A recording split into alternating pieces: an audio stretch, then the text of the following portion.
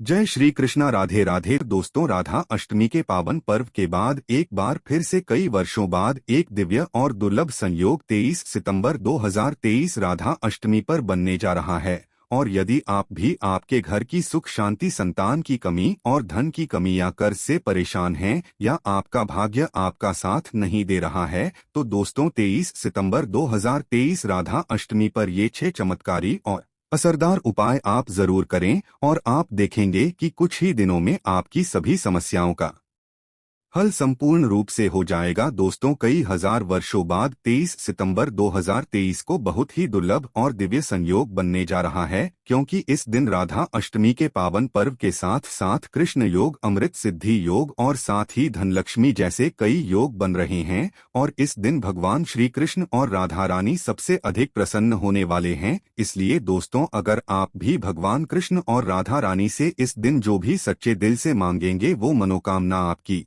जरूर पूरी होगी। और इस दिन ये 6 उपाय करने से आपकी किस्मत चमक उठेगी। आखिर कौन से हैं हो पाए जो आपको सभी कष्टों से मुक्त कर देंगे, आज की इस वीडियो में हम आपको विस्तार से बताएंगे। इसलिए दोस्तों, वीडियो को आखिर तक जरूर देखें। और दोस्तों, अगर आप भी अपने जीवन में भगवान श्री कृष्ण और राधा रानी की कृपा पाना चाहते हैं तो इस वीडियो को लाइक करके कमेंट में जय श्री कृष्ण राधे राधे लिखना ना भूलें। दोस्तों, हिंदू धर्म में भाद्रपद मास के शुक्ल पक्ष की अष्टमी की तिथि का बहुत ज्यादा धार्मिक महत्व माना गया है, क्योंकि इस दिन भगवान श्री कृष्ण जी की प्रिय राधा रानी की जन्मोत्सव मनाया जाता है। राधा रानी की पूजा और व्रत से जुड़ा यह पर्व श्री कृष्ण जन्मोत्सव से ठीक 15 दिन बाद पड़ता है। इस साल यह व्रत 23 सितंबर 2023 शनिवार के दिन मनाया जाएगा। दोस्तों, हिंदू मान्यता के अनुसार भगवान श्री कृष्ण जी की पूजा और उनके लिए राधा अष्टमी पर रखा जाने वाला यह व्रत राधाष्टमी की पूजा के बगैर अधूरा माना जाता है।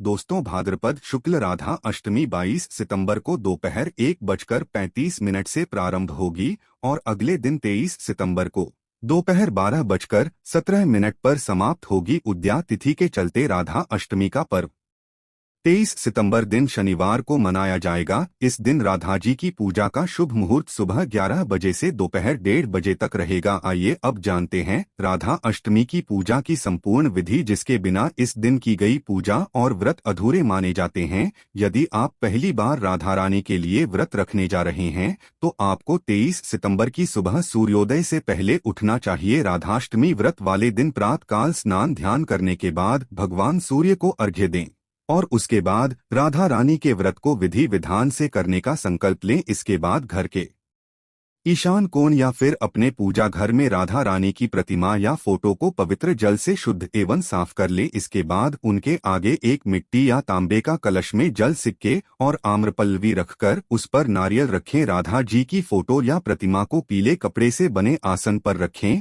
और उसके बाद पंचामृत से स्नान कराएं। इसके बाद एक बार फिर उन्हें जल चढ़ाएं और पुष्प, चंदन, धूप, दीप, फल आदि अर्पित करके उनकी विधि विधान से पूजा और उनका श्रृंगार करें। राधा जी के व्रत में उन्हें भोग लगाने के बाद भगवान श्री कृष्ण की भी विधि विधान से पूजा करें और उन्हें भोग में फल और मिठाई के साथ तुलसी दल जरूर चढ़ाएं। इसके बाद राधा रानी के मंत्र का जाप या उनके स्तोत्र का पाठ करें। पूजा के अंत में श्री राधा जी और भगवान श्री कृष्ण की आरती करें और सभी को प्रसाद बांटें और स्वयं भी ग्रहण करें। सनातन परंपरा में राधा जी की पूजा एवं व्रत का बहुत ज्यादा महत्व माना गया है। हिंदू मान्यता के अनुसार यदि कोई भाद्रपद मास के शुक्ल पक्ष की अष्टमी वाले दिन उनका व्रत रखता है तो उसके जीवन के सभी पाप दूर हो जाते हैं और उसे अक्षय पुण्य की प्राप्ति होती है। हिंदू मान्यता के अनुसार राधा रानी की कृपा से साधक के सभी दुख पलक झपकते दूर होते हैं और उसकी सभी मनोकामनाएं पूरी होती है। और आज हम आपको 8 ऐसी वस्तुओं के बारे में बताने जा रहे हैं जो भगवान कृष्ण को अति प्रिय है। और इस दिन अगर आप ये उपाय कर लेते हैं तो भगवान श्री कृष्ण आपसे अति प्रसन्न होंगे और इस दिन कृष्ण भगवान के प्रसन्न होने से आपको राधा रानी जी का भरपूर आशीर्वाद मिलेगा। इसलिए दोस्तों, अगर आप भी भगवान कृष्ण और राधा रानी की असीम कृपा प्राप्त करना चाहते हैं तथा मां लक्ष्मी की कृपा प्राप्त करना चाहते हैं, अपनी मनोकामना को पूर्ण करना चाहते हैं तो राधाष्टमी आने से पहले ही इन वस्तुओं को अपने घर पर अवश्य लेकर आएं। अगर आप इन सभी वस्तुओं को घर में नहीं ला सकते हैं तो कम से कम आप इनमें से कोई भी एक वस्तु घर में अवश्य लेकर आएं और भगवान श्री कृष्ण को यह वस्तु अवश्य अर्पित करें ताकि राधा रानी आपसे खुश होकर आपकी सभी मनोकामनाएं पूर्ण कर सकें। दोस्तों, नंबर 1 भगवान गोपाल की अति प्रिय वस्तु है मोरपंख। कहा जाता है कि राधा रानी के महल में बहुत मोर हुआ करते थे। जब वो भगवान श्री कृष्ण की बांसुरी की धुन पर नृत्य करते थे तो उनके साथ में मोर भी नाच करते थे। एक दिन किसी मोर का पंख जमीन पर गिर गया, जिसे तुरंत उठाकर भगवान श्री कृष्ण ने अपने मस्तक पर सजा लिया। भगवान कृष्ण जी के मस्तक पर सजा मोर पंख राधा रानी के प्रेम की निशानी मानी जाती है। इसीलिए भगवान गोपाल के जन्मोत्सव की पूजा में मोर पंखों से उनकी हवा किए जाने का चलन है। इसीलिए राधा अष्टमी पर मोरपंख घर में अवश्य लाना चाहिए। दोस्तों, एक अन्य कथा के अनुसार देवी राधा हर दिन मोरकुटी मंदिर के पास मोरों को दाना देने जाती थी। एक बार जब देवी राधा वहां पहुंची तो वहां पर एक भी मोर नहीं था। राधा रानी उदास हो गई। कान्हा ने देवी राधा को प्रसन्न करने के लिए स्वयं मोर रूप धारण कर लिया और वहां पहुंच गए। राधा रानी कान्हा का यह रूप देखकर बहुत प्रसन्न हुई। दोस्तों, मोरकुटी मंदिर में मोर रूप में आज भी राधा कृष्ण की पूजा होती है। इसीलिए भगवान श्री कृष्ण को प्रसन्न करने के लिए राधा अष्टमी के पूजन में मोरपंख अवश्य ही शामिल करना चाहिए। हिंदू मान्यताओं के अनुसार घर में मोरपंख का प्रयोग करने से अमंगल टल जाता है। विशेष रूप से कहा जाता है कि मोरपंख से बुरी आत्माएं पास नहीं आती। मोरपंख को भगवान गोपाल ने अपने मुख पर स्थान दिया तथा सम्मान दिया। वास्तु के अनुसार मोरपंख घर से अनेक प्रकार के वास्तु दोष को दूर करता है और मोरपंख सकारात्मक ऊर्जा को अपनी ओर खींचता है। मोरपंख मोर के बाजू से अलग होने के बाद भी जीवित रहता है, तभी तो इसका सकारात्मक असर अपना काम तेजी से करता है। दोस्तों, दूसरी चीज है गौ। भगवान गोपाल का निवास गौलोक माना जाता है। गाय भगवान सहचर है। भगवान गोपाल के साथ पूजा में बछड़े के साथ ही गाय की पूजा करना सुख समृद्धि दायक माना जाता है। पुराणों में गाय को धन का प्रतीक माना गया है। भगवान धन रूपी गौ की रक्षा करते हैं। दोस्तों, ज्योतिष शास्त्र के अनुसार गाय के भीतर गुरु ग्रह का वास होता है। यदि ये ग्रह किसी व्यक्ति की कुंडली में नीच स्थिति में हो तो उसे गाय की सेवा करनी चाहिए। ऐसा करने से वो उस ग्रह की कुपित दृष्टि से बच सकता है। इसके अलावा वास्तुशास्त्र के अनुसार पूजा स्थान अथवा बैठक के कमरे में ईशान कोण में चांदी की गाय और उसका बछड़ा रखने से भाग्य में वृद्धि होती है। इसीलिए आप राधाष्टमी से पहले ही चांदी की गाय और उसका बछड़ा अपने घर पर अवश्य ही लाएं। अगर आप चांदी का नहीं ला सकते हैं तो आप मिट्टी का ला सकते हैं या फिर आप गाय और बछड़े की तस्वीर लाकर भी ईशान कोण में लगा सकते। दोस्तों, तीसरी चीज है बांसुरी। भगवान राम की पहचान धनुष है तो भगवान गोपाल की बंसी। भगवान गोपाल की मधुर बांसुरी की धुन सुनकर गोपियों उनकी ओर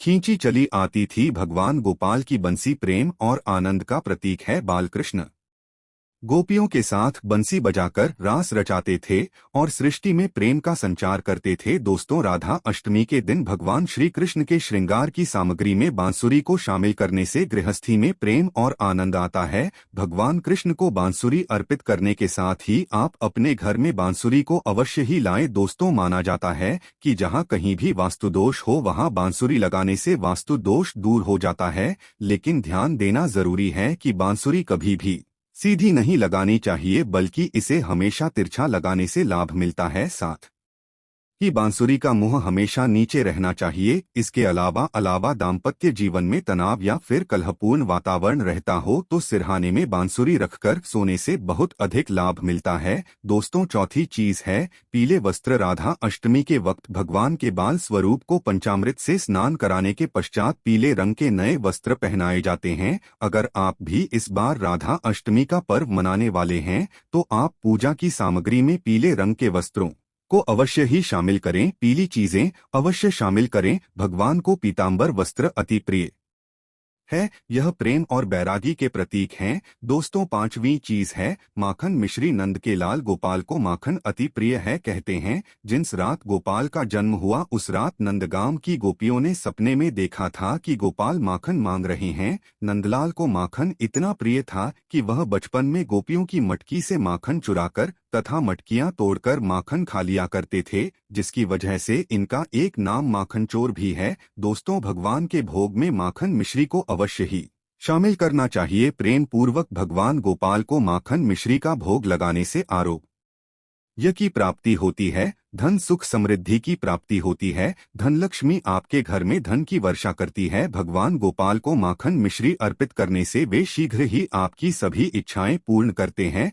दोस्तों, छठी चीज है झूला या फिर पालना। भक्ति भाव के भूखे बाल गोपाल को राधा अष्टमी पर झूला झुलाने की परंपरा चली आ रही है। यह ठीक उसी प्रकार से है जैसे बच्चे के जन्म के बाद उसे पालने में झुलाने से आनंद की प्राप्ति होती है, उसी प्रकार भक्तजन अपने प्रभु के बाल स्वरूप को पालने में झूला कर भक्ति के परम सुख को प्राप्त करते हैं। दोस्तों, भगवान को झूला या पालना भेंट करने से प्रेम और आनंद की प्राप्ति होती है और एक नारी को भगवान गोपाल की तरह ही एक सुंदर पुत्र की प्राप्ति होती है, जो कि ऐसा बालक भगवान गोपाल की तरह ही मनमोहक होता है, सुंदर होता है, आकर्षण से भरा होता है। दोस्तों, सातवीं चीज है मोर मुकुट। ज्योतिष गणना के अनुसार ऐसा माना जाता है कि भगवान कृष्ण की कुंडली में कालसर्प योग था, इसीलिए वे सदैव अपने मुकुट पर मोर का पंख हमेशा धारण करते थे। मोर और में भीषण शत्रुता होती है, इसीलिए मस्तक पर मोर मुकुट धारण करने से कालसर्प दोष का योग कम होता था। भगवान की पूजा में उन्हें मोर मुकुट पहनाने से काल सर्प दोष का प्रभाव दूर हो जाता है। दोस्तों, आठवीं चीज है गीता की पोती। भगवान कृष्ण ने महाभारत के युद्ध के दौरान अपने प्रिय शाखा और पांडवों में श्रेष्ठ अर्जुन को गीता का उपदेश दिया था। गीता मुंह से निकालकर संसार देखने का मार्ग बताती है।